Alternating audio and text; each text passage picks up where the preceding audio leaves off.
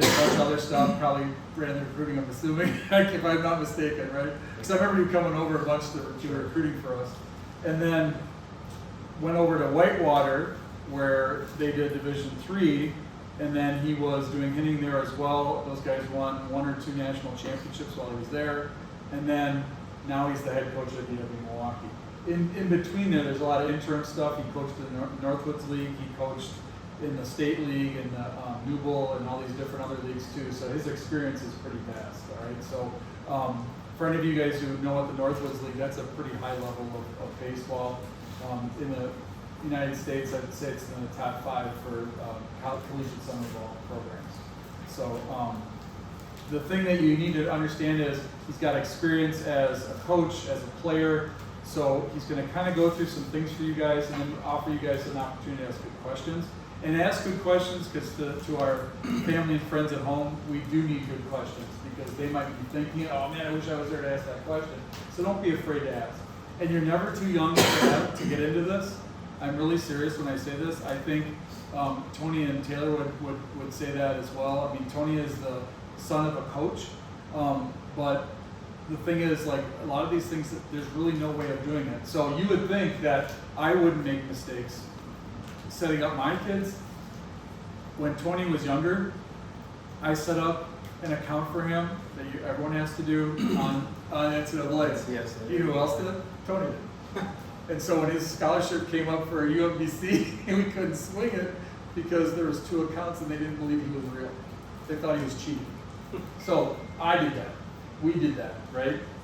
You know, so there's lots of things like that it's good to have people with good experience. He deals with this every day, okay? So with no further ado, I'm going to give you Coach Wegner from UW-Milwaukee. Yeah, so I don't have all the answers either, and I've made plenty of mistakes in my career, but that's why we have compliance coordinators to set us straight and hopefully help us cover our tracks. So I'm just going to give you some information of stuff that I think is pertinent or important for you guys to kind of know about or understand. I can talk for hours, my wife hates it, but I'm more than happy to answer any questions that you guys have. I'm really just here to be a resource. I've known Tony for a long time. I've come to this area recruiting for 12 years now. We've got guys from this area on our team, and we always will because the Fox Valley area has really good baseball.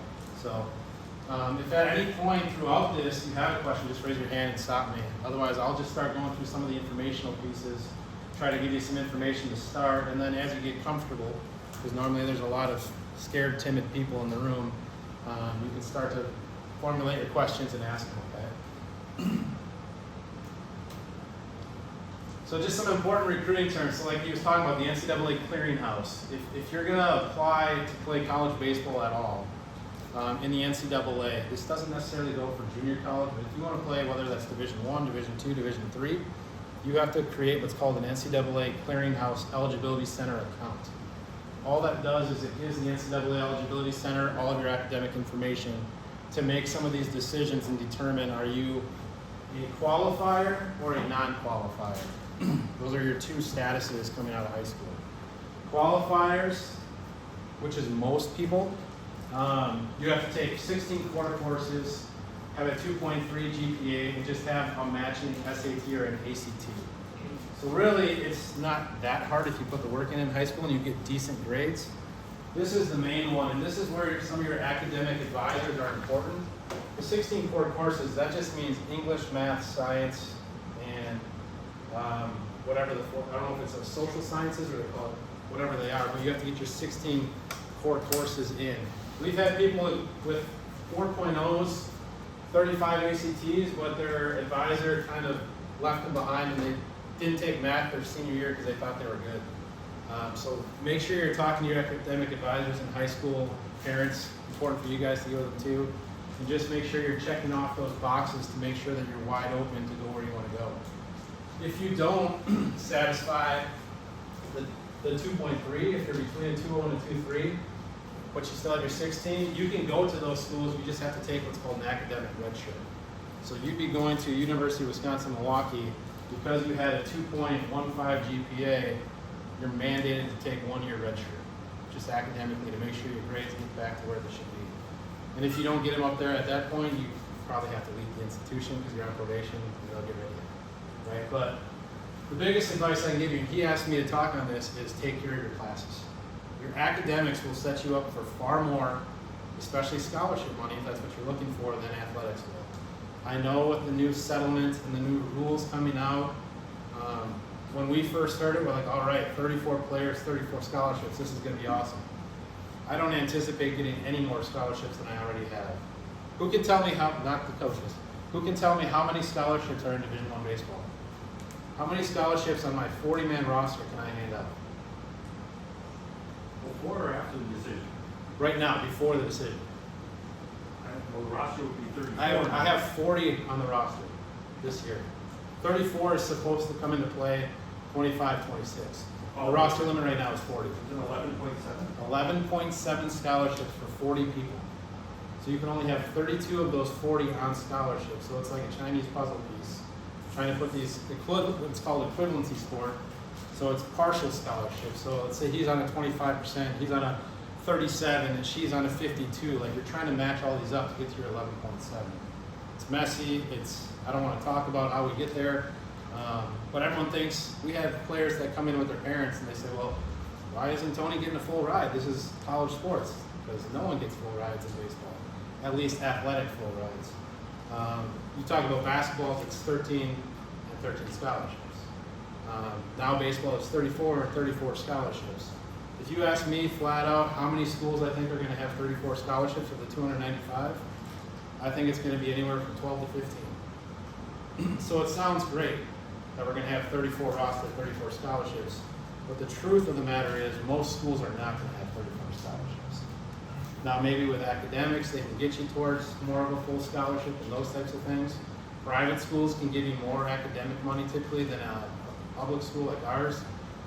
The one thing that our school doesn't do well with is academic money.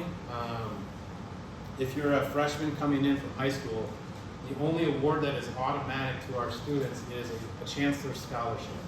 So if you get between, I believe it is a 3.4 to a 3.69, you get $500 a year.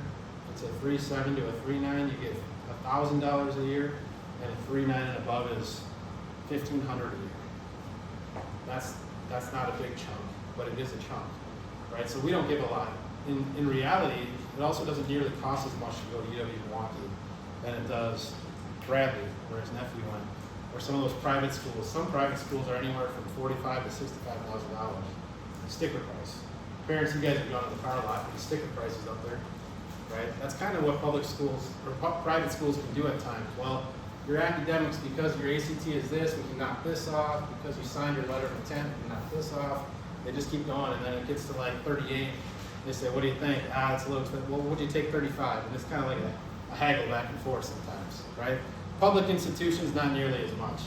We don't have those dollars. It's a lot cheaper typically to go there. So know that going into it, because when we tell kids their scholarship and we say we're going to put you on a 55% scholarship or a 50% scholarship, they come back to us and they say, well, this private school is giving me a 65% scholarship, so they must like me more. Well, the bottom line is you're still paying $10,000 less to come to our school. It's just they hear those numbers. Right, so long tangent. If you want money, be a qualifier. Then you're eligible to go get it. If you're a non-qualifier, if you haven't met any of those, essentially you have to sit for a full year at a 4-year and not have any access to the athletics, or junior college is typically your option. But you have, if you do go to a junior college, you have to get your associate's degree while you're there in order to be eligible to go back to a 4-year institution.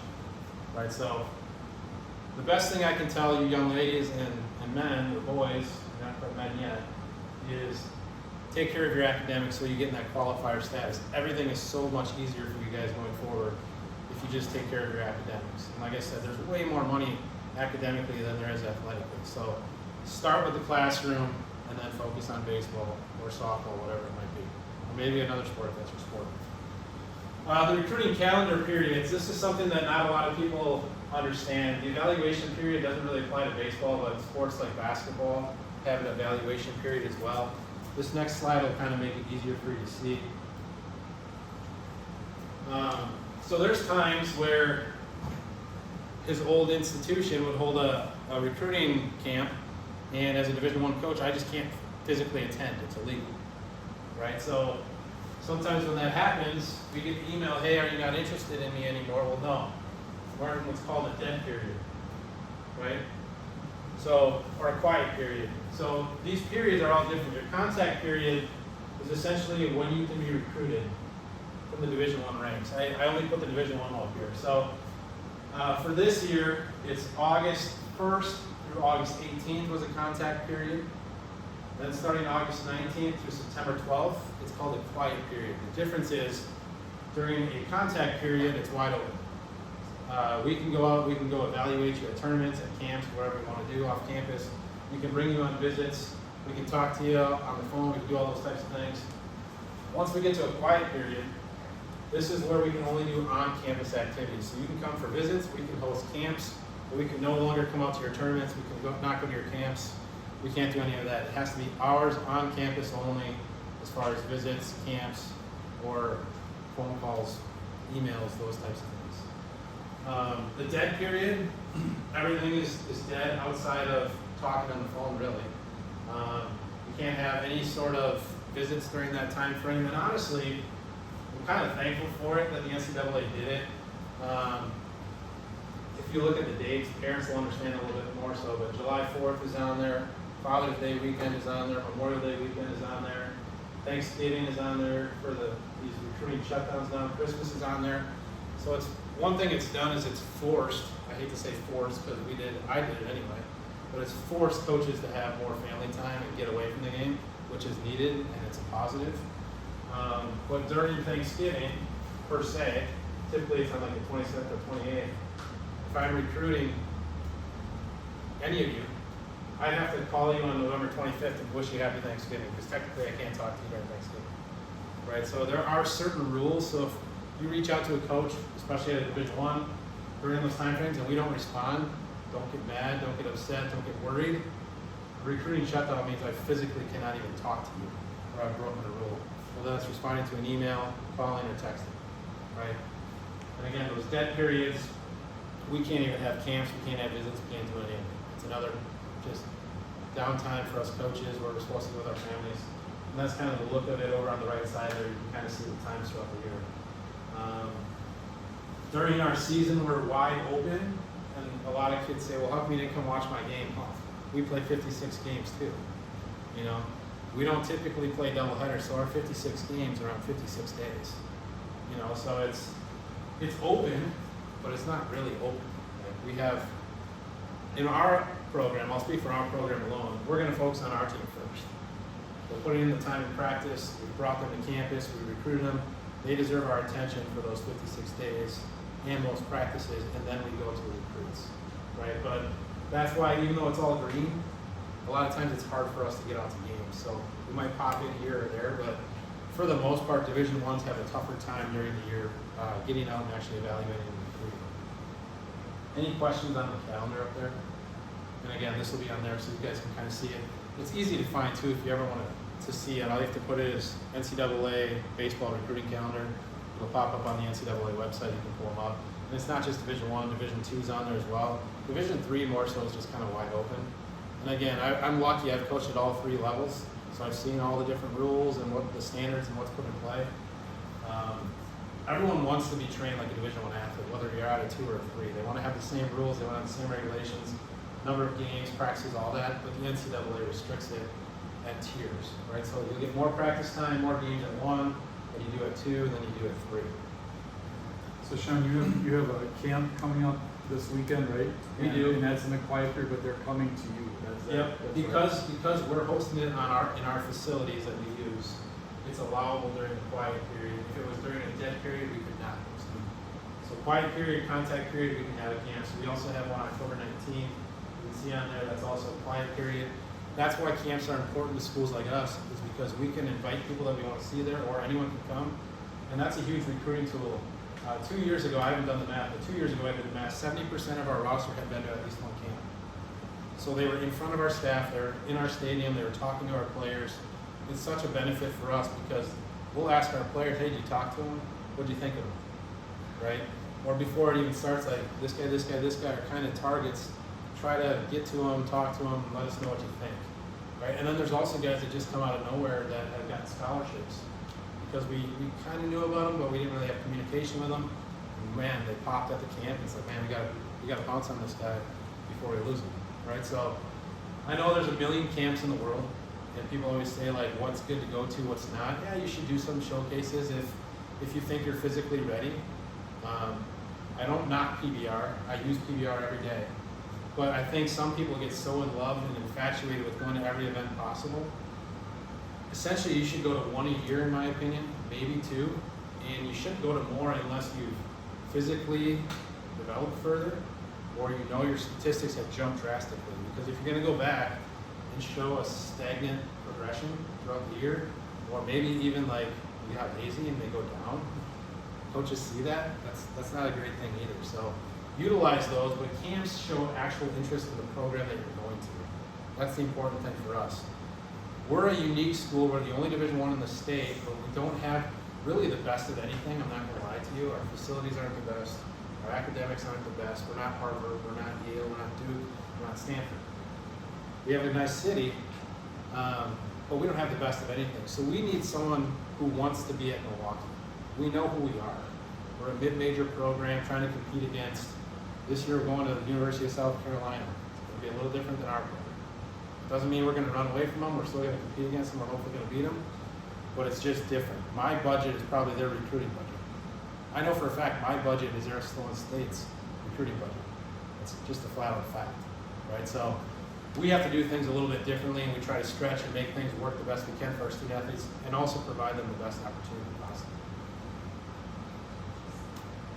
I won't tell you my budget. Scholarships. So only about 2% of high school athletes actually get athletic scholarships, and a lot of people think it's way higher than that. It's not. Out of everyone in high school in this United States, only 2% are getting any scholarship money whatsoever. That's not full ride. That's like 25% minimum is our baseball scholarship. Back in the day, it could be like $500 for your books. That was a scholarship. Craig Counsell, you guys know Craig Counsell, love him or hate him. I've talked to Craig, he's a great guy. So whether or not he's with the Cubs, I don't care, I still know the person. When he went to Notre Dame, I think he was on a small, like $500 scholarship to go to Notre Dame. So he was a scholarship athlete. That's not a lot at Notre Dame. Notre Dame's kind of expensive for you guys, girls that don't know. It's probably $60,000 a year. Right? So he's a scholarship athlete. He was part of the 2%, but it was just a fraction. It was like taking a penny out of your pocket and dropping it on the ground, really. Okay? Full scholarships. What does it cover? It covers your tuition and fees, your room, your board, which is your meals for those that aren't aware, and then also your books. So that's a full scholarship. Again, in college baseball, you're probably not ever going to get a full scholarship until the new rules come into play. Because with 11-7, on a 35-man in the past and now a 40, how do you do it? You're going to give one kid one whole scholarship. Now you got 39 left for a 10.7. It's drastic. Now, I will say there are ways that people work around it with academics and endowments and maybe NIL before there was NIL, and hoops that McDonald's eggs on the ground. Might want to pick that one up. Those kinds of things, right? So there was ways around it, but full scholarships in baseball not happening. So hopefully your dreams don't go there until the actual rules change and you figure out what 15 schools happen. Subsidized and unsubsidized loans, that just means some of them start accruing interest before you have to pay them back after school, or some are starting right away. So make sure parents, when you file FAFSA and all those financial pieces come in, make sure when you actually look at the loans, you understand the difference between which one you got to start paying today, or which one you can wait till school's done before you start paying. Because some people just accept loans just because, well, it's free money, and then they forget that they have to start paying it for 4 years and the interest is already accrued on it. Work study, this is opportunities for you to actually just work in the university. We have people that work in our university athletics department in the front desk, and they make $12 an hour, but it's money while they sit there and do their homework and say, oh, who are you looking for? It's Shaun, his office is in the back. Right? So you get free money. Some people are out in front of the weight room checking cards on the way in. Like, there's ways on campus to make money through work study. And then FAFSA will dictate whether or not you can earn that, but there's ways to do it. So make sure you always look for that money. The other thing I'll say about scholarships, non-athletic, on our campus, when we had a conversation with financial aid, there's all sorts of scholarship at our university through the colleges, whether that's business, architecture, letters and science. They said somewhere near 70% don't even get applied for. So when you apply to a school and you get accepted and you're going to go there, if you're going to UMBC, ask about scholarship availability and where can I apply, because we have a scholarship portal. I was just talking to one of our athletes today. He's going into business, and I was with our scholarship lady. She said, have you looked at the portal? And he goes, what's that? She goes, well, that's where all the scholarships you can apply for are. 70% of them don't get claimed, so if you see one, just apply for it, because there's free money out there that people just don't want to put the work in for. It might be an essay. You might have to write an essay. You younger girls, you probably don't have to write your essays yet, but you have to write a 3-page paper, double-spaced, right? And you're going to get $1,000. You might as well put in the effort because no one else is doing it. And then lastly, Pell Grants. This is more so need-based, so there's certain families that will qualify for it. That's money that the government gives you that you don't have to pay back. A Pell Grant it's given to need-based only. They're not just going to give it to anybody. Some other important terms, a prospective student athlete. The second you start talking to a student athlete in high school, they become a prospective student athlete. That's all it means. There's nothing else beyond that. Some people say, like, why is he a prospective student athlete? My kid's just a kid. No, he's had one conversation with the school. That's all it really means. Official visit versus your unofficial visit. The biggest thing to know is an unofficial visit is what most schools will do. You pay your way, essentially. So you travel down, you pay for your gas, you pay for your lunch, you pay whatever. One thing that you can get provided on an unofficial visit is you can get 3 tickets, 1 for you and 2 for your parents, or if you have split families, 2 for each side, so 5 tickets to a home sporting event only. So they can't take you to an away game, they can't give you tickets to an away game. It has to be a home sporting event. So like if someone comes on my campus in December and we have a home basketball game, I can give you tickets to a basketball game as part of an unofficial visit. If we do an official visit, we can pay for any of that. We can pay for your travel down, some people pay for flights, we can pay for lunch, dinner, we can pay for your hotel room. Some people just stay in the dorms with our student athletes. We can take you to anything within a 30-mile radius. So it doesn't have to be our sporting event. It could be a concert at Fiserv Forum. We can go watch Aerosmith. You know, like we can pay for those types of things. So one thing to know about official visits, you can only take 5 official visits in your high school career. And that can't happen until September 1st of your junior year. So this doesn't happen in baseball too much, but in football or basketball, some of those money sports, you'll see like I'm down to my final 5 schools. Well, the reason they are is because they're going to take 5 official visits. So they're going to go spend their money and find out which one treated them the best and gave them the most NIL. That's what it comes down to. A commitment. I'm committed to is no longer a commitment. It's just a verbal, right? In baseball right now, or NCAA right now, the national letter of intent, or the NLI, was the paper that you would see signed typically on a signing day. Right, like they have the balloons, they have apparel out there. They sign the piece of paper, that's your national letter of intent. If you're on a scholarship, that signifies that you're coming to our school. I'll say that briefly because at the end of this year, I think it's going away. They're just going to go from an NLI to a flat-out aid agreement. So you still have something to sign.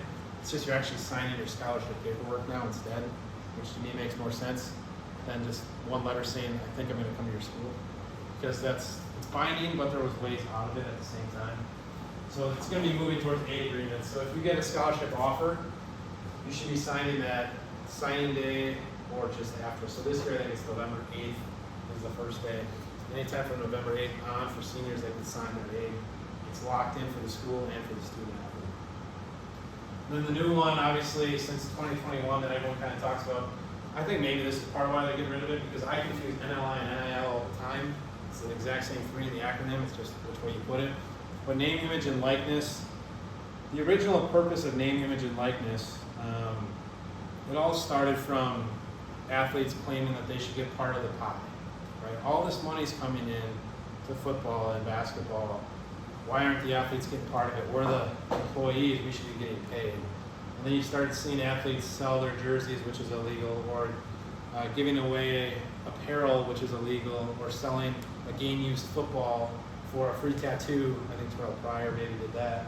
And those things were illegal. Well, now there's ways that it's legal, called name, image, and likeness. So what is it? essentially, before then, you couldn't be paid to play, you only got a scholarship, and they argued that's not enough, right? I played in those days, it was enough for me. But plenty of people, especially in the other sports, argue that's not enough, we should get more.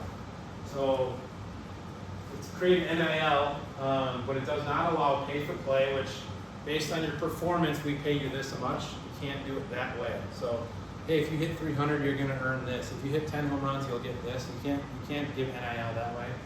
And you can't do quid pro quo. Essentially, that's using it in recruiting. If you sign with us, we'll give you X amount of dollars. That's what quid pro quo was. Hey, you want to sign with us? We'll give you $50K. Okay, where do I sign, right? You can't use it in that way, or you're not supposed to use it in that way. I know for a fact it was used kind of behind the scenes that way. So what did you see happening? There's a lot of endorsement announcements, shoe deals, Nike deals, NFTs, restaurants, car dealerships. I laugh at the car dealership just because when I was in college, there was a quarterback at Oklahoma named Rhett Bomar. He was a stud. He was like considered to be one of the guys who's going to be a top pick.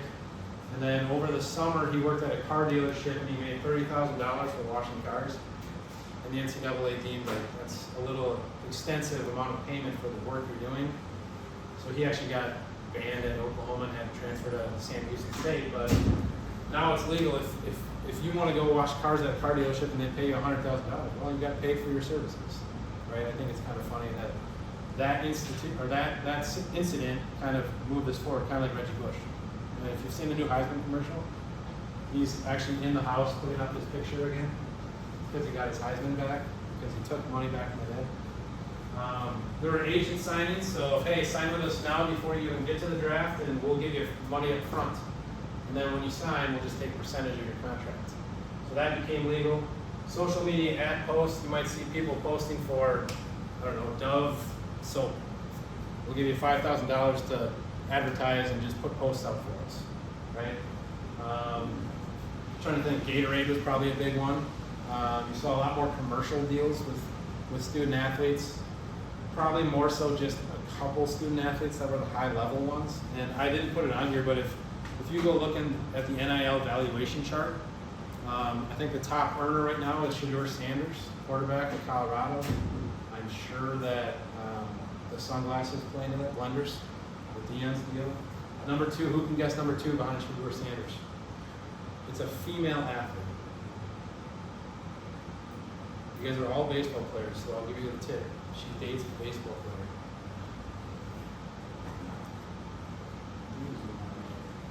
Livy Dunn from LSU Gymnastics dates Paul Skeens. Pitcher from LSU that's up in the Pirates. She's the second highest NIL valuation in America. I think she makes $4.1 million. Right? Now she's a huge Instagram influencer type, putting pictures, videos, all those types of things out there. And then you see a bunch more football, basketball type players in there. I'm trying to think, I had heard something like the top baseball last year was $500,000, something like that. So there is money in our game. It was rumored that a couple of the NCAA tournament teams, there was north of $2 million NIL on the field at any given time. Right? I mean, there's real money out there in some of those instances. I don't have to deal with any of that. I've given my players nothing.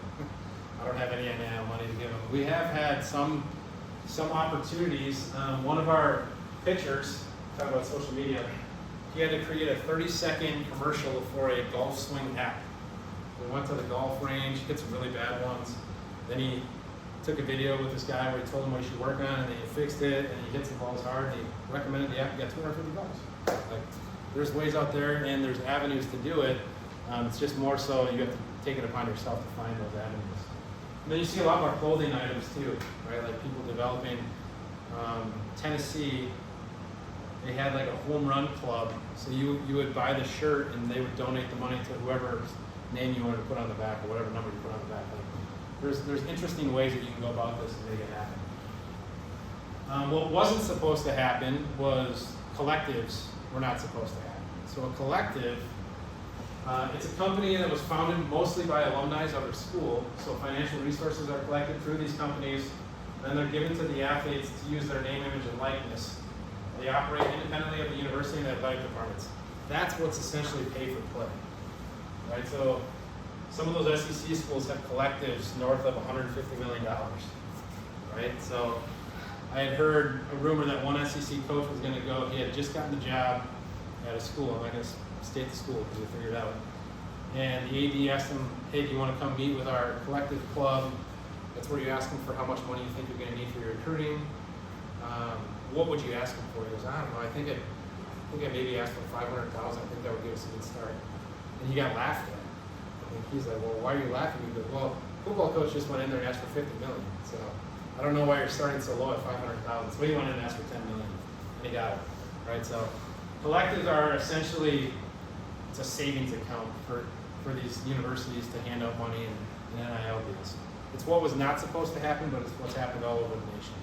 And the NCAA didn't have regulations on it, so they really can't stop it at this point.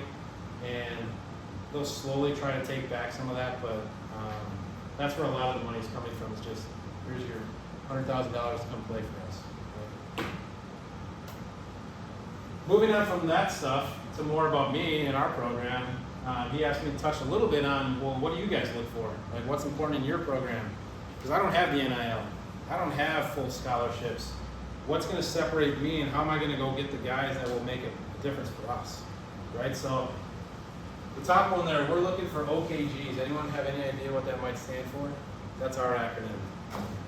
It's our kind of guy, right? We have certain attributes we look for, or personalities, or whatever it is that we think is going to happen in our program that makes us successful. We call those guys OKGs. They're going to fit our program because they're our kind of guy, right? And I don't give out those information pieces because then maybe you try to fit that, and if I don't recruit you, then you yell at me because I'm your OKG, coach. For us, athletics are not mutually exclusive from academics. We're not going to take a chance on a guy who's questionable with his characteristics or personality, and we're not going to take a chance on a guy who's poor in the classroom. We want you to come to UW-Milwaukee to get a degree first, and then we'll focus on the baseball piece later. But together, it's going to create who you are, right? We always say it's not a 4-year decision, it's a 40-year decision you're trying to make here. So when you come in, if most baseball players come in, what do they want to major in? What do you think is the most popular major we hear? Sports management. That would be a popular one. Exercise science could be a popular one. I'll give you the answer. I don't know, coach, I just want to play baseball. That's the answer, right? That is 70 to 80% of the kids come in and say, I have ideas, but I just want to play baseball and I'll figure it out, right? Well, we want guys that have an idea. We want guys that have a future, right? And the way that we look at it is, let's not pick a major. Let's pick a profession. Like, what's something you can see yourself doing? What's something that you would go to work every day and say, I'm happy with what I'm doing, as compared to, man, I had to settle to get this job, right? And then when we figure out what would make you excited, whether that's a high school teacher because you want to coach, you want to be a physical therapist or an AT because you got hurt at some point and they made a big difference in your career, you want to go work in the stock market, we can work backwards from there, right? So we have all types of majors. We have over 120 majors, 220 majors, I think, but we can help you find a fit. Now, we don't have sport management, so that does knock us out on a couple of them, but we have business management that you can do within sports. So we can kind of finagle some ways to work around it. But we want those players to understand that you're going to be good in both. We average over a 3.2 GPA as a team, which I'm proud of because we do take it seriously. We have good academic advisors that are there to help us. They're a big accountability piece. All of our new guys meet every week in the first semester with our advisor. They have to pull up their grades. I'm sure you guys have an online portal for your classes. You can't hide. You pull it up, he sees your grades. If they're good, hey, good job. Get out of here. They're poor, okay, what's going on? Do you need help? What are you struggling with? Homework, tests, study habits. We need to get you a tutor, all those types of things. So we're very active in that because we want to make sure that you're setting yourself apart academically too. So when the resume comes in and we both have the same degree, when I'm a 4.0 and he was a 2.9, but he still got his degree, and I was a student athlete and he wasn't, well, that's all going to play well together, right? Student athletes, when you get to your resume, if you have good grades, and you can do sports, and maybe you were a captain, which shows leadership ability, and you're a good team person, like all those things come into play. We look for baseball players, right? This kind of coincides with down here, right? we've gotten caught before looking at the tools, right? This kid really runs fast, he throws hard, he hits balls far when you're throwing BP, and all those types of things, right? And we want toolsy players, but what we've started to figure out or lean towards is we'll sacrifice on some of the tools if we can get the most important one, the baseball player, which is here, the mind, right? The instincts, the IQ, can you play above your skill set? Can you make the people around you better just with being around them, right? So we're really trying to focus on baseball players. All these guys over here are currently professional baseball players. Riley Fry played for Oshkosh West. He was a 17th round pick, I believe it was. The Atlanta Braves, not this year, but the year before. He got up to high A this year. But he didn't have a ton of interest coming out of high school. Big cross body thrower, throwing 82, 84. So a lot of guys in here probably are like, oh man, I don't throw very hard. You don't have to throw hard. Coaches look through past the velocity. Velocity is just one stat. Your 60 time is just one stat. Dalton Varsho, who's our big leaguer, he's on the bottom left here, plays for the Blue Jays currently. If you would have watched him in college and looked at a 60-yard time, it was like a 7-0, right? How many of you would say a 7-0 is fast in today's game? Because we got guys running anywhere from 6'4" to 6'6" at any given time, right? Not everyone, not most, but some. So he was only a 7-0, but with his instincts, he might be one of the best, with Yelich, best first to third guys in the big leagues. You hear people talk about him all the time. Man, his pickup is fast. It takes him 2 steps to get to top speed. It doesn't take him 30 feet, right? So he's a left-handed hitter in the big leagues as a catcher outfielder, and he's bunting and running like 3.7s to first.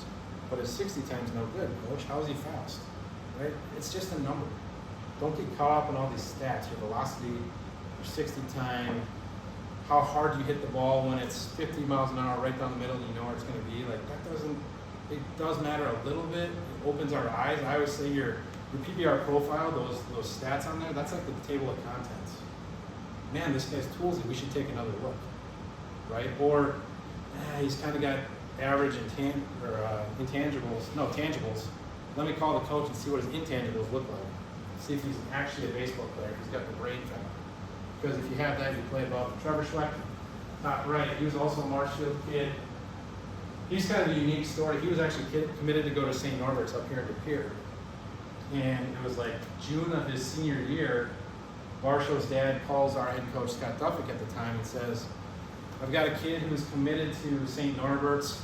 I think he's maybe better than that. There's just something about him. You got to come watch him. So he went and watched him in 2 games, and I don't know if he even got any hits, but defensively he made some pretty good plays. And he just had the instincts to be in the right place at the right time.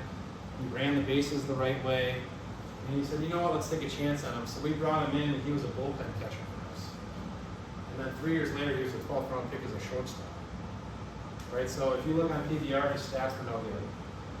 If you looked at his commitment out of high school, it was no good, people say, because it's just St. Norbert's, right? Even though there's been some good baseball at St. Norbert's, I've seen it, played against it, right?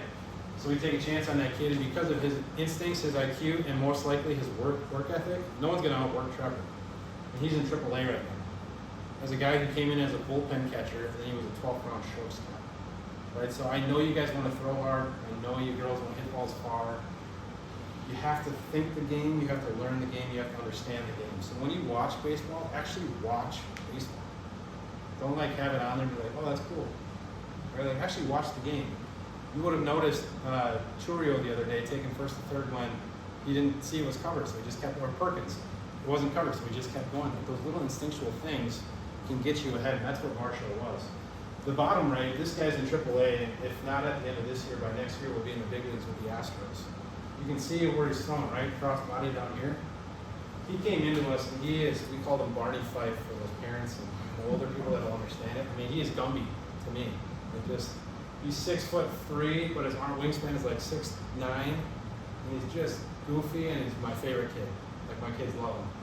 But he was coming in throwing from here, and from here, and from here, and he was throwing 82, 84, and throwing knuckleballs from all 3.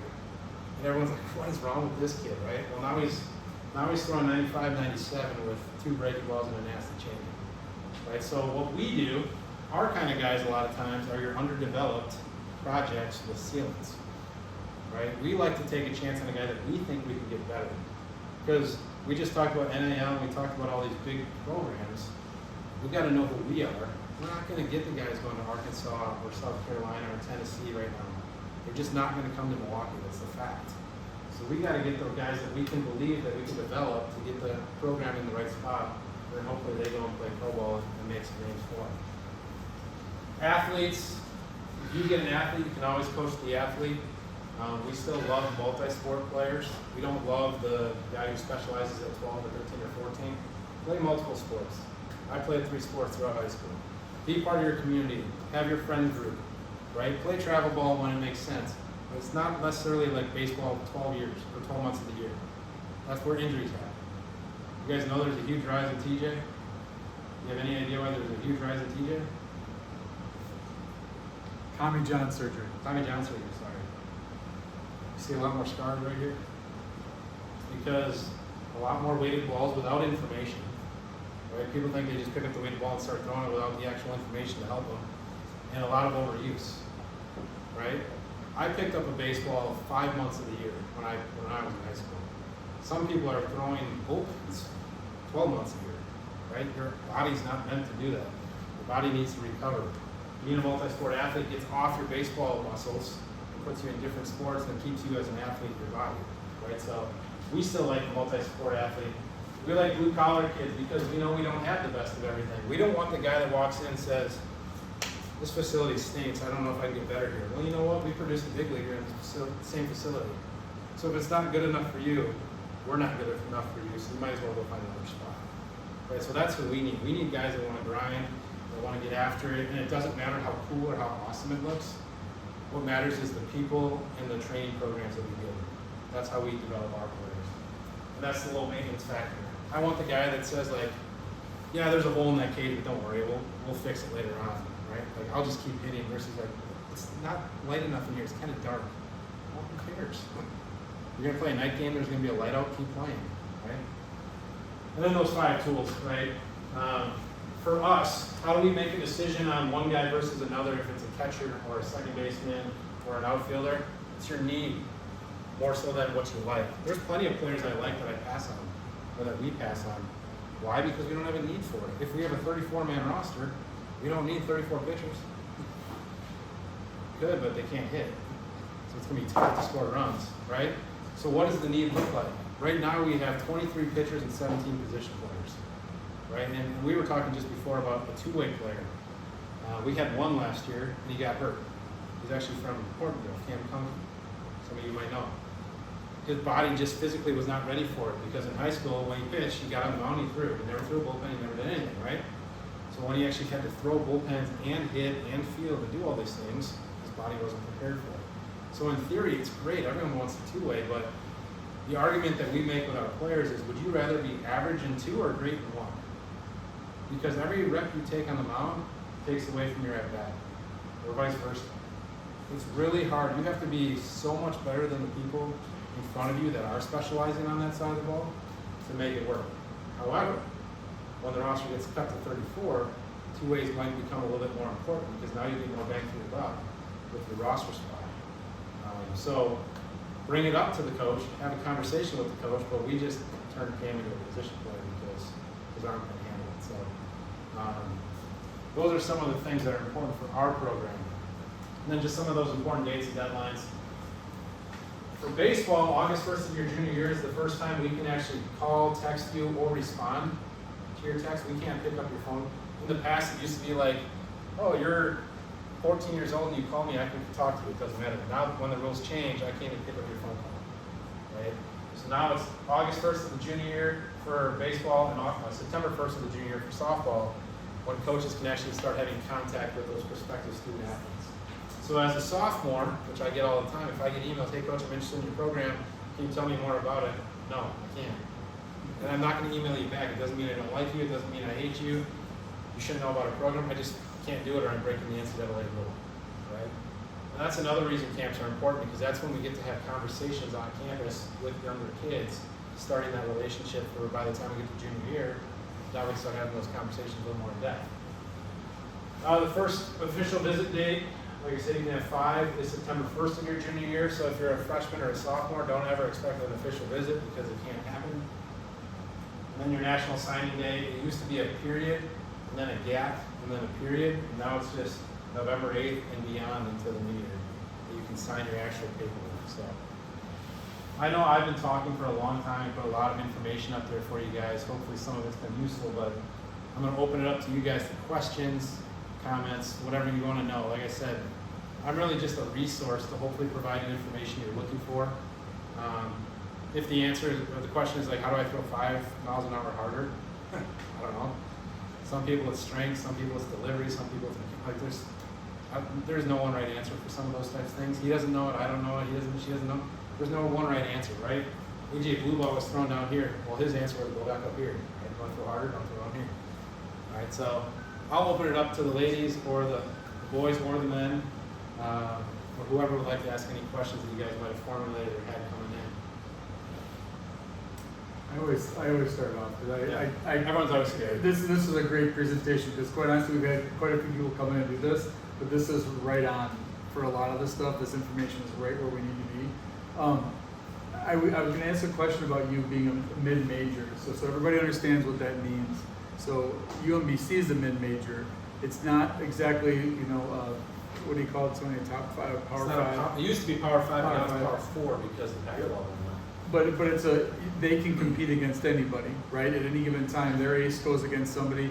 I think last year LSU got beat by somebody where it's like, wow, type of thing. Next year we open up, not this year, but next year we open up at LSU. So Yeah. if Sage was there, we'd be facing them. So how do you, geographically, because LSU is probably, working, Arizona State's probably working nationally. How do you guys compete recruiting-wise with, looking at geography? Do you like to stay more local? Do you like to stay in the area? For us, our main focus is how can we try to create a border on Wisconsin first? We want to stay within. We want to build from within the state. We want to stay true to our roots. We know who we are. We know we're the only Division I in the state. We want guys that are prideful to play for the state program. And we also know we're not UW, right? We don't have that big W out there. We don't have the football program and all that stuff. But that doesn't always hurt us either because that allows us to do some things that they can't with some of their lower tier sports, right? We have basketball, which is our number 1 sport, but not having football can be seen as a negative. At other times it's a positive because it allows our program to have a little bit more at times because we have more lower tier sports and less power hungry football, So we try to stay in the Wisconsin realm first, and then we branch to the Midwest, and once in a while we'll go further than that. But another thing with our program, this is just from Milwaukee, the way our scholarships work, or our tuition works, there's an in-state rate, there's a Midwest rate, and then there's every other state rate. So the percentages on those are drastically different, right? If I give an in-state kid, if he's coming to Milwaukee and you're from the state of Wisconsin, and I give you a full tuition, it's around 50%. If you're from Illinois, Minnesota, North Dakota, Iowa, Michigan, Ohio, Indiana, it's more so like a 65%. If you're from California or Florida or Canada, now you're probably more like a 75 or an 80%, right? Because it's just those tuition rates are different. The housing rates in the room, the board, those all stay the same. So the more the tuition, the more the percentage. So when we're trying to stretch our 11.7 for us, it actually does make a lot of sense to try and stay within the state too, because ultimately it makes us stretch our money further and make those decisions. Now that's not always the truth, right? Some schools have reciprocity.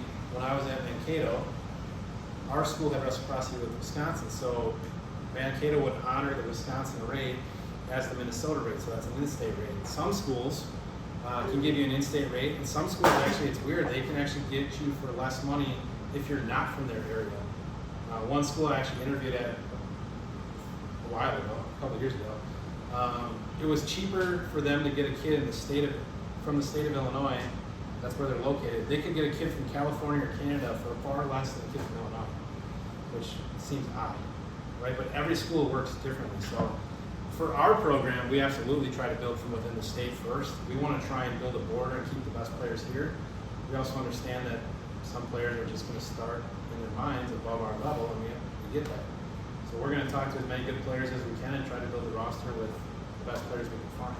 And that's going to be high school players, JUCO players, transfer players, because we didn't touch on the portal, but the portal had around 7,000 kids in it this year, and with the roster going from 40 to 34 next year, if you think about 295 programs at 40 players, getting rid of 6, you're looking at 1,800 kids that are going to be in the portal, in theory, right? So the portal is good because it gives people opportunity. It's also awful because it takes opportunity away from programs, or loyalty has kind of gone by the wayside too at times, because everyone's kind of trying to look for that next step up. And it's some of the stories I could tell you, I won't call people out, but it's everything in this sport right now is driven by the almighty dollar. That's all I'll say. So just like jobs you can change and go make a lot more, it's the same way it is right now in baseball, and that's kind of what you're seeing.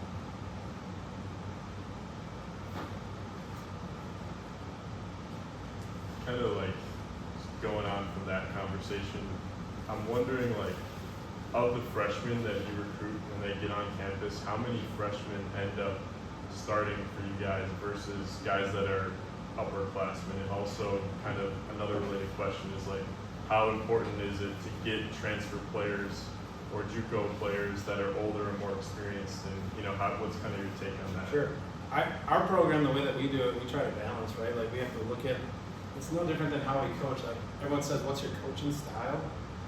Sure, I have a style, but like my play style depends on my roster, right? Like, if I'm really good on the mound and have speed, we're gonna run. If I'm really good, but we can bop the ball and we can't run with the leg, we're not gonna try to steal bases, right? So I think your roster kind of dictates who you are on the field, and that's also our recruiting thing, right? Like, we try to find high school kids that we think are really good, either right now or can develop into what makes a successful Panther player. Like I said, like the OKG thing. When we look at freshmen, we would love for them to come in and play right away, and we give them every opportunity to. We don't care if you're a high school senior coming in or you're a fifth-year senior coming back. Everyone gets the same opportunity in our program. We don't say, oh, he's earned it because he's been here. No, like, every year you got to re-earn what you had the year before, right? So if you're a freshman coming in and you give us the best chance to win, you're going to play, right? Now, the biggest change over the years to me is the physicality piece, right? Like, you guys have more access to weight rooms and strength programs and nutritional supplements than I ever had, and he's had probably more than I ever had, right? So you're seeing more physicality come into the game, which has allowed freshmen to be more readily able to play. Because typically, what you would see is the kid coming in from high school when I played was 5'10", 145 pounds. And now the freshmen coming in, who can I take?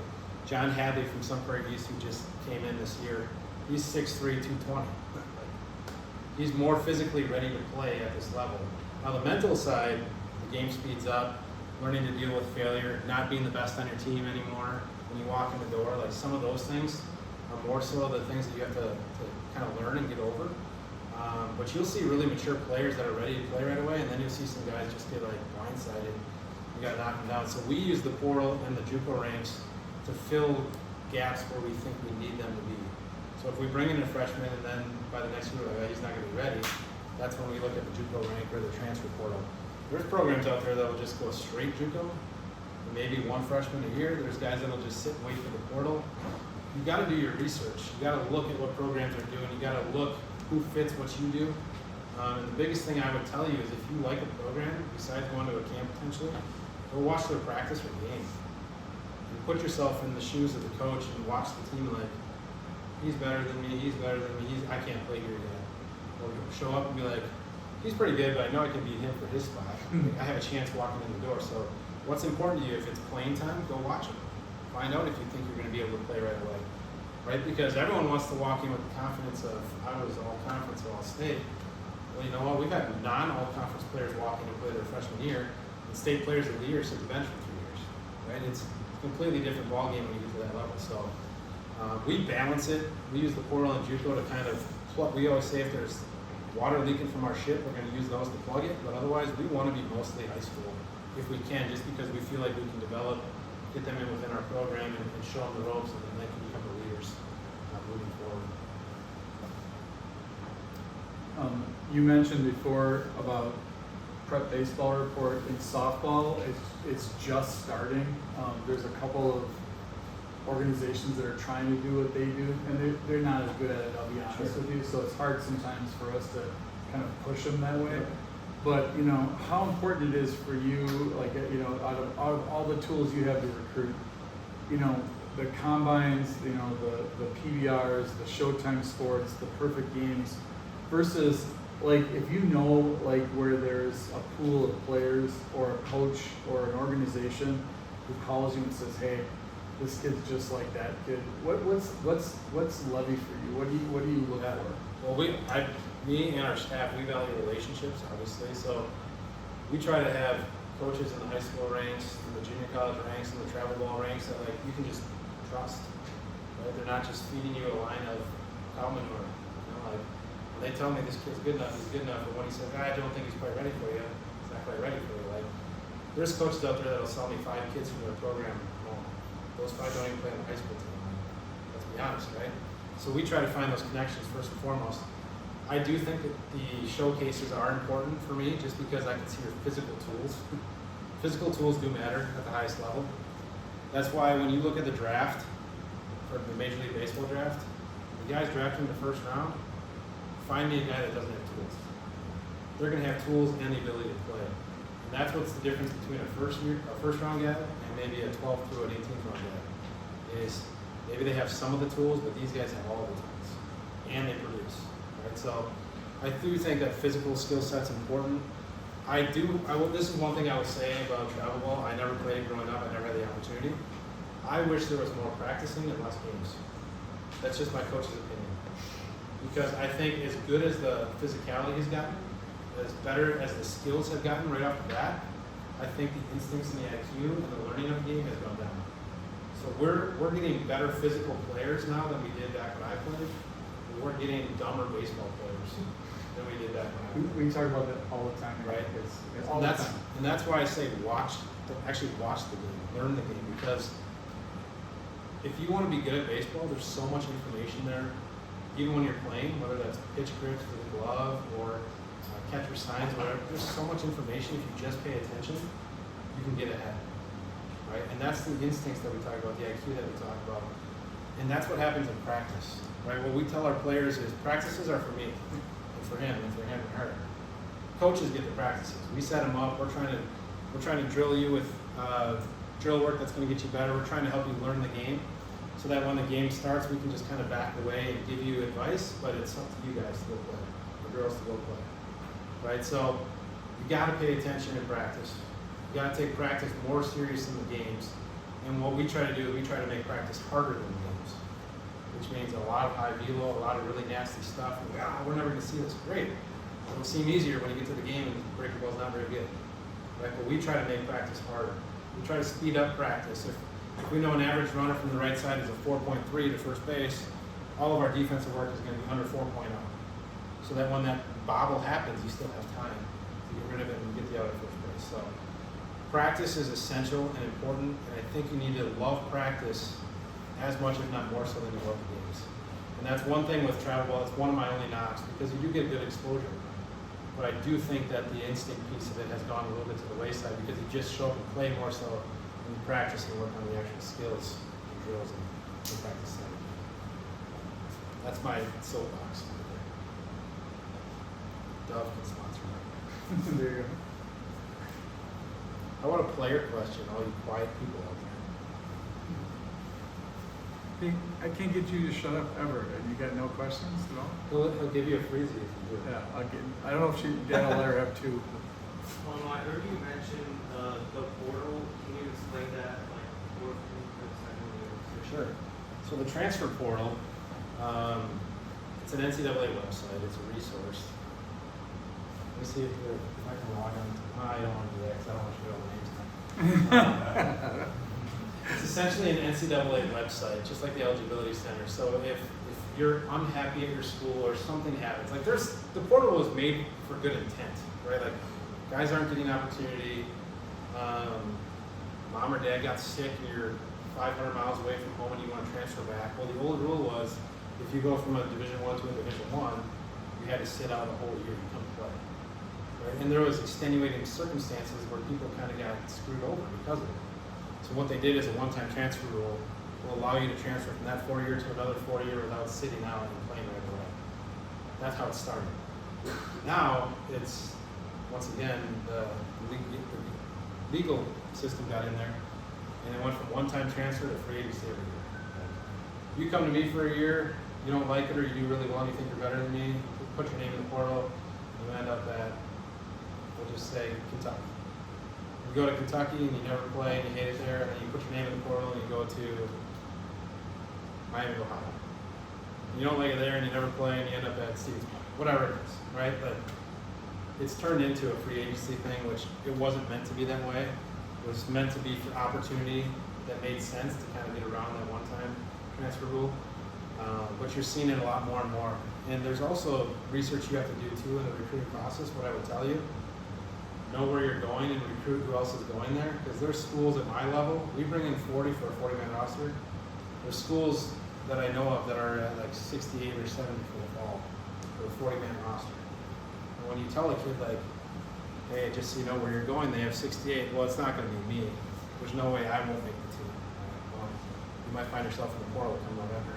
So the portal was initially meant for a good reason, and I think it's kind of turned into a pay-for-play free agency system. But that's what it is. You would essentially, you're not happy, or you got to go for whatever reason it is. You go to your compliance coordinator, give them your information, they put you in the portal. We log into it, we see, oh, Krieger, he wants to maybe come to Milwaukee, we give him a call. And he's leaving whatever school. So I'd bring it up, but I don't want to put all those names out there and call all those people out. And it's also a really good thing for grad. It's a new thing that they're trying to focus on is grad opportunity. So I get a 4-year scholarship, I redshirted a year, I played 4 years, my scholarship is run out, right? They gave me a 4-year scholarship, but I still have a year left. And I got my degree. Well, now I can go in as a grad student. They have an icon that tells me you're a grad student. Now you can transfer because you graduated to another school, and then give you a scholarship. So that's good too, because there's kids out there that graduate from Milwaukee and then they want to, we have a kid going to the Rochester Institute of Technology. We don't have that school in ours, I'll tell you that right now. And he's an engineer, so it makes a lot of sense, right? There's kids at Northwestern that will go grad transfer to Duke or Harvard or Notre Dame. Like there's academic reasons they do it too. So it's out there as an opportunity, but like I said, I think there were 7,000 or 8,000 people in the last year. So it's kind of turned more into a free agency thing. And unfortunately, I think one thing my knock on the portal is people are scared to work and fight for their spot. I didn't play year one, this is doo-doo, I'm out of here. Well, I didn't play right away year one either, but you know what I did? I stuck it out. And I got better and I forced the coach to put me in the game. And I told the players, hey, you're not going to beat me. That's what's missing a lot in our game today too, because well, if this coach isn't going to give me opportunity, I'll go somewhere where I will play. What if you just beat the guys out in front of you? What if you take it more seriously than them? What if you work harder than them? What if you work more focused than them? Everyone works hard, right? The 2 things I hear from coaches that I hate, he's a great kid and he works hard. Yeah, doesn't mean you're any good. We don't want a bad kid, so I appreciate the great kid, but working hard is like the prerequisite to be a college athlete. Because if you don't work hard, you're not going to make it through college athletics, right? So that's one thing the portal has done as well, is it's opened a can of worms because us coaches get frustrated. Because I have guys right now on my team that are freshmen that will either redshirt or not get a ton of opportunity. But we like them a lot. So how do we keep them engaged? How do we keep them with us? Because now in today's society, they're going to go play summer ball, and some other school is going to have a kid on the team saying, hey, what do you think of coming to our school? Would you consider it? And then the next thing you know, they're in the court. You know, so it's kind of a sticky game that we've gotten into, but that's one thing I don't like about the portal is it doesn't force players to earn it. People go work harder for it, or smarter for it, to do what they want. So good question. Some people might not know that. It's not like a black hole that you just jump into. Softball, 34 baseball, softball's 25. So you'll see 25 scholarships, 25 roster at Division I. I might coach softball, it goes faster. You get to the food faster. I know there's multiple families that fall in the same board as I do as a veteran here in the state of Wisconsin. Tuition, I don't have to worry about for my child. spot. Yep. So how does that play into like your recruiting style or whatever? Because obviously it's financial that you don't need to worry about that. Yep. Right? So We've had a handful of that where they qualify for the VA or even some ethnicity scholarship, right? Like Milwaukee we're not in the city. You would be surprised if you visit our campus. The one thing we hear every time is they did not expect this. We're like 4 city blocks big, so it's not a big campus at all. And we technically, if you walk to the north across the road, we're in Shorewood. We're not in downtown. That's Marquette. Marquette's right downtown, all concrete. We've got like a forest on our campus. We've got green space. Like it's completely different than most people think because they're here in Milwaukee. Right? So that's one thing that'll shock you too. But there's all kinds of those opportunities out there. And as a parent, if you have that available, make that known to a coach because that does come into play. If you're coming down and say, hey, I'm going to offer you a tuition scholarship, it's kind of pointless. You know, like, so make sure you use that information. We've had people from Native American tribes that qualify for money. That's good information to have. We've had people that's qualified for African American based scholarships. All that comes into play. So if you have money that can help you, make that known to a coaching staff member because in the discussions with financial aid or with admissions, that's important information to have. we would be a proper place to do that. Would that be like when he writes you a letter? I would say if you're in conversations about it and you're talking about visits or you're talking about joining a team, they say, we'd like to bring you down on a visit. What can we set one up? And you do, and then you just say, hey, I just wanted to make you aware before we come down, like I'm a veteran and my son qualifies for this. I just want you to have that information before we come. So if you need that for financial aid or you want to talk to someone to get more information about it, that comes into play. Because coaches, our job, what we try to do is be as best prepared for the student and the family coming in, right? We talk to coaches, hey, what should I know about mom and dad? What do they do for work, just so I know, so I can, hey, how did the stock market look today if you're an investor? Or hey, what'd you do in the concrete job? You know, were you laying foundation or what was going on? We try to connect with the parents too, so we try to get that information. So those pieces of information are important too. Anything that can get you a break financially, bring it to the forefront because as coaches, we're always looking to get you more money too. If our student athletes can pay less to go to school, we all win. I'll tell you this right now, it costs ain't going down anytime soon. Yeah. And thank you for your service.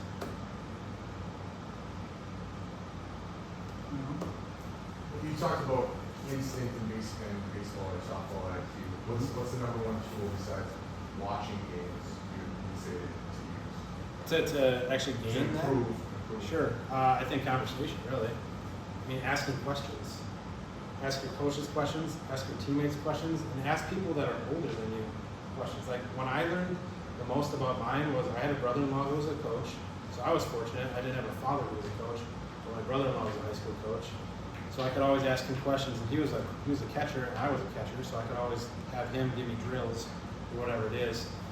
But it's mostly just conversation with people, asking questions. You guys have a lot of tools at your disposal. I'm on Twitter every day, X, whatever you want to call it. I'm not on there to be cool and hip and to try to get all these followers. I'm on there to find information for my team and for me to get better. I have so many bookmarks of drills or interviews from MLB Network or just listening to the old guys talk compared to how the new guys approach the game.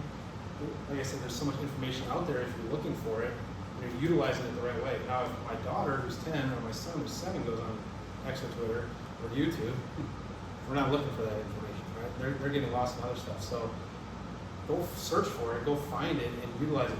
If you have MLB Network, watch it. When they're breaking down film, when they're breaking down, let's talk about how this game was won or lost. That matters. Right? How many of you know the Derek Jeter play? One of the most instinctual baseball plays you've ever seen in the playoffs where the throw came in from right and he missed the cut, but Jeter, as the shortstop was breaking across in front of first base, turned through it to home and got him out. He actually was not supposed to be there. That's not how you coach it. How you teach it, but it was an instinct. He read the throw going over his head and he went. Right? What an instinct could be a high hop. Do I go get it or do I sit back? Those types of things. In practice, when you make a mistake, don't just be mad about it. Why did I make a mistake? What could I have done different? Coach, question before we move on. Should I be more aggressive there? Should I lay back? What can I do to be better? If you're scared to ask questions like today, you're not going to get the most out of it, right? You have to be okay verbalizing and talking and admitting that you make mistakes. I have to be better at that in my marriage. My wife tells me all the time, right? You can say you're sorry or say you're wrong, right? But you have to be able to admit it, and that's number one. Sometimes you have to swallow your pride to do it, but that's how you get better, is asking the questions, seeking out the information, watching some of those things. So softball, I don't know as much of the softball space of like Jenny Finch or Osterman or some of those ladies that put out probably film, I'm guessing, that are pretty good interviews. But in our game, like MLB Network, if you search up, I think it's, what do they call their little Studio 42, I think? They have Hot Stove and they have Studio 42. Go on YouTube, search up MLB Studio 42 and just go listen to all the information. There's so much good information out there. And you know what? It's not always the same information. There's no one way to do it. Right? We talk about Aaron Judge and Teacher Man. We talk about Alex Rodriguez. We talk about all these things, real versus field, right? That's what you have to understand, because when I'm coaching players and I say, hey, I need you to get on top of that fastball, the first thing they say is, like, why am I going to try to hit the top of the fastball? It's going to go down. I'm not telling you to hit the top. I'm telling you to get on plane with it, right? So it's all those real versus field talk points. Being coachable is really hard. A lot of players think they know it all in today's game, because I play travel ball. I know everything I need to know. I played it. I don't even know it all. I'm a head coach of a Division I program. There's so much of this game I'm still learning. There's plays I've never seen before that are happening, right? So I think you just have to be curious. You have to search it and seek it out, and just instead of going on Snapchat and taking a picture of your forehead and sending it to your friends, go watch 10 minutes of Studio 42 and learn the game. And you can call people too. You don't have to use Snapchat. It's so frustrating when I see my players. Like, hey, pick up the phone and call. Instagram also has a lot of that information. I don't know about TikToks. They're off TikTok. What drives me crazy is that anyone with a phone can put anything on Instagram or on Facebook or whatever, and some of those drills are bad. I mean, they're horrible. And even Teacher Man, I watch some of that. I'm like, well, that's great for Aaron Judge, but it's really not great for Peyton. She's not quite at that level yet. She Yeah, if doesn't you're have that kind of 6'7", 285, it's a different game than if you're. I have a player that's coming in at 5'9", 135. He ain't gonna be able to go like this. leverage. I don't think It's not gonna happen. The second baseman's gonna be coming in. But you know what? What I will say about being curious, try it. Yeah, I agree. Try it, and then you'll figure out pretty quickly, this isn't for me, or yeah, maybe I should try it some more. And then talk to people within the know, or people that you trust, and say, this is what I'm seeing online. Is this something I should be trying to do or doing? And we'll try to give you our best advice. We don't have all the answers either. I got guys that try to snap it, and they snap it all the way back to the dugout after strike 3.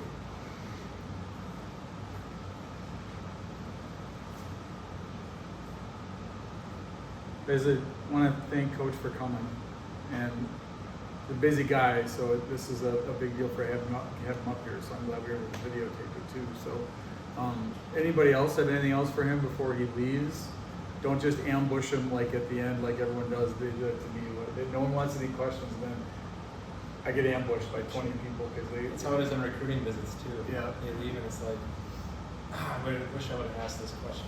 Right. Because everyone just gets in that nervous stage. Yeah. And you know what? No one wants to ask something in front of someone, and it sounds stupid. Yeah. So I will say this while he's still here. One of the reasons that we do this is because, one, we want you guys to get comfortable around people who aren't just us. You get comfortable around us. Two, because sometimes there's perspectives that maybe are said differently, but a lot of the things that he's saying might fall in line with the things you've already heard us say. That really helps out. I mean, and I didn't coerce him to say anything, but there was probably a dozen things that you heard tonight that we've heard said pretty close to or like around here. But at the same time, I just also want that to draw that line with reality too, so you guys understand, the reality of things and the truth of things, and you understand, hey, this is what I want to do with my career and my college and find that thing. So we try to put as many people in front of you who can give you this kind of information, but just really happy that he was able to come. Honestly, he and I used to talk all the time, like almost on a weekly basis back in the day, but we just started baseball up here again, and I know you guys came and watched us play a little bit this summer. I saw you guys start following us on field level. I was like, I should reach out to Shaun and see what he's doing. And honestly, what I appreciate about him is I texted him, and 30 seconds later he responded to me, and I think we were on the phone for like a minute, and we had this set up, and that was that.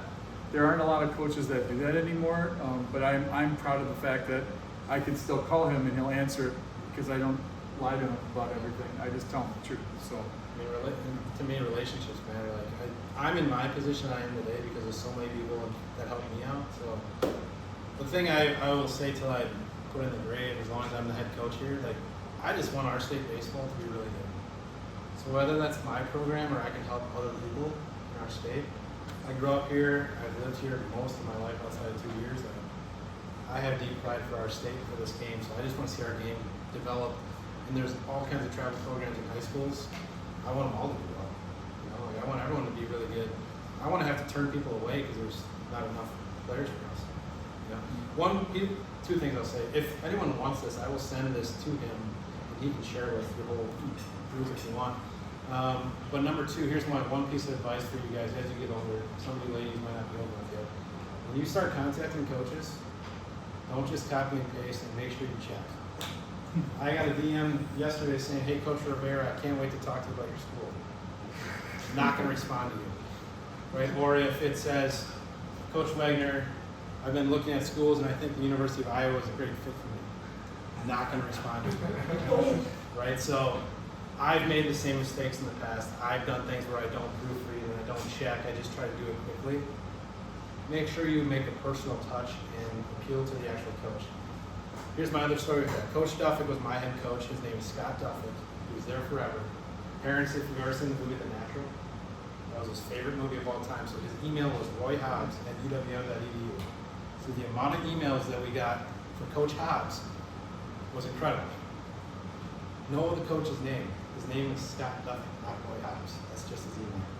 Right? So that, if you want to get crossed off quickly, don't proofread your emails and send it to the wrong coaches.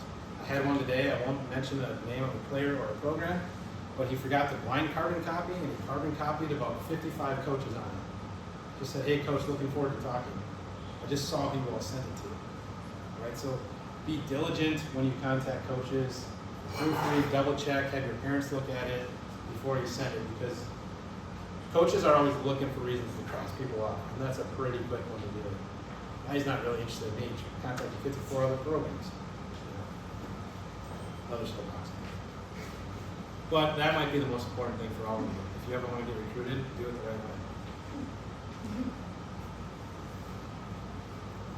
way. And my cell phone line or numbers online too. So just like I answered him, I'll respond to anyone. I'm not above anyone just because I'm a Division I head coach. I'm on the same level all of you are. Right? So if you ever have a question, you want to email me or you want to shoot me a text, feel free. You just mention that, hey, I was at the school recruiting presentation, just so I have perspective of where I might have seen or not from.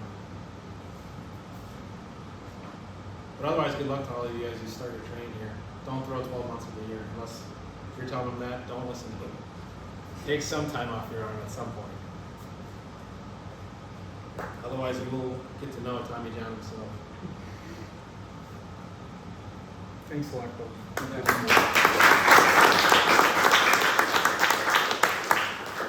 As always, because all the players that are here, we all know where the chairs go. If you don't know where they go, we need someone to be a leader. Okay, let's put them away.